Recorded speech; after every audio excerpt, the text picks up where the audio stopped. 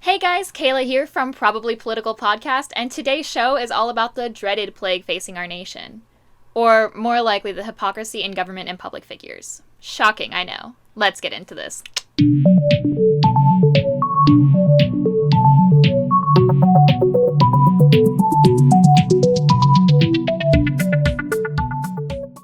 Call me an idealist, however, the entire handling of the coronavirus situation seems a little unconstitutional. I mean, I may just be a teenage girl, but having read the Constitution a few times, I can't seem to remember where it said that the government could detain citizens for an indefinite period of time with zero evidence of a crime being committed. Doesn't seem right. But obviously, here are public officials out and about while we're locked up at home. The most shocking and absurd case of this happened last month with the case of Lori Lightfoot. For those of you who don't know, Lori Lightfoot is the Chicago mayor who has released several press statements threatening the people of the Windy City should they go outside. One of these press statements even threatened a $500 fine for breaking the stay-at-home order, which is completely idiotic considering that these people can't even work, but you're going to fine them an astronomical amount of money, which is actually some rent payments for just stepping foot outside. Good job. And according to the Chicago Tribune, Lightfoot explained her reasoning by saying getting your roots done is not essential. Debbie, getting your roots done is not essential. Which is extremely interesting for her considering just a week after that statement was issued, she was photographed by her barber, get this, getting a haircut. Yeah. And listen, I want to make this clear. I am not a fan of stay-at-home orders by punishment of a fine or worse, but come on. Getting your haircut a week after you went on the record saying getting your roots done is not essential, like that is a very particular statement, and you went out and did that very particular thing. In what world would that have crossed your mind and you decided, yeah, you know what? This is a fantastic idea. I'm never going to get called out for this. What's more important, saving lives or getting a pedicure? First of all, there's people like me on the internet. Hi, how are you doing? And anyways, that's not even the most absurd part of the story, because after Mayor Lightfoot had been called out for her haircut, she attempted to defend herself by saying, and I quote, "I am the public face of this city. I am on national media and I am out in the public eye." I'm out in the public eye, and I'm a person who I take my personal hygiene very seriously. As I said, I felt like I needed to have a haircut. I'm not able to do that myself, and so I got a haircut. Classic narcissist behavior, but that's besides the point. This honestly just seems like a classic case of work for me, but not for thee, if you ask me. I don't know in what world she would have thought that bringing up the fact that her haircut is for work would help her. She's just reminding everyone that she's the one who shut down small businesses and jobs, and she can still afford luxuries because of work. Mayor Lightfoot then went on to criticize the media for questioning her haircut. She stated, "I think what people really want to talk about is, we're talking about people dying here.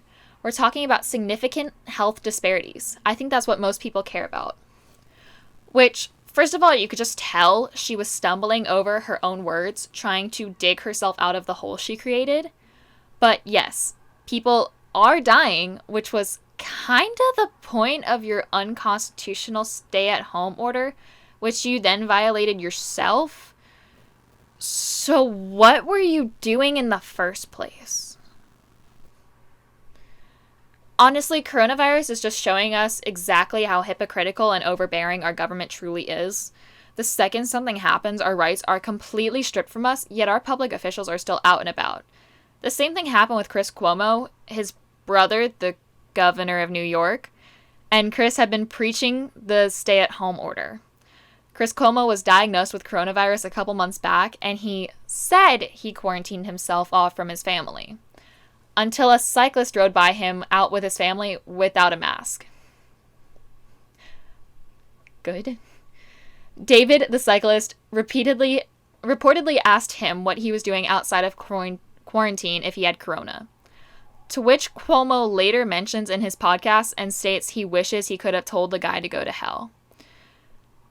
Which he did on the podcast.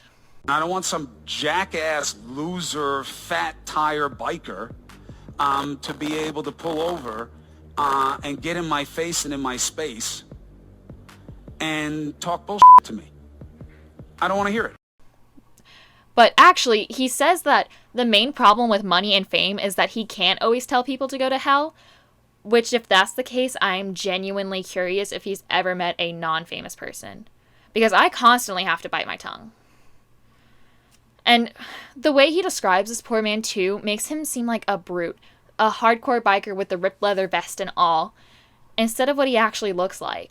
David Whalen is the jackass, loser, fat, tired biker in question, the cyclist Chris Cuomo tangled with, and he joins us tonight with his side of the story. I don't think we've ever had a jackass, loser, fat, tired biker on the show, but we're happy to start tonight. Thanks so much for coming on. Cuomo was desperately trying to turn the narrative of his hypocrisy into painting himself the victim when, in all honesty, Chris is a gym rat who looks like he could take on pretty much anyone.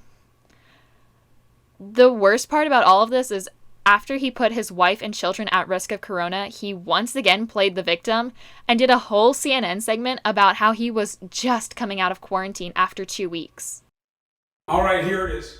The official re-entry from the basement, cleared by CDC. A little sweaty, just worked out. Happens. This is what I've been dreaming of, literally for weeks. My wife, Yeah, right. Not like we have you on video stating that you were out of quarantine when you were fighting this biker. But anyways, there's a CNN segment about it, so it must be true. This is CNN, the most trusted name in news. So basically, he was trying to pull the wool over everyone's eyes without anyone noticing. That works. Luckily for us, the cyclist who had this unfortunate run-in with our beloved and charming Chris Cuomo filed a police report over the threats he said were lodged against him at the incident. And the only thing that I'm upset about is that he's not planning on pressing charges unless Chris Cuomo actually becomes a threat to him. But honestly, the guy deserves his just desserts if you ask me. I honestly will never understand why public personalities always assume that the law doesn't apply to them. It's outrageous and beyond me, and honestly, it gets my blood boiling. Which is why I decided to share my grievances on this podcast.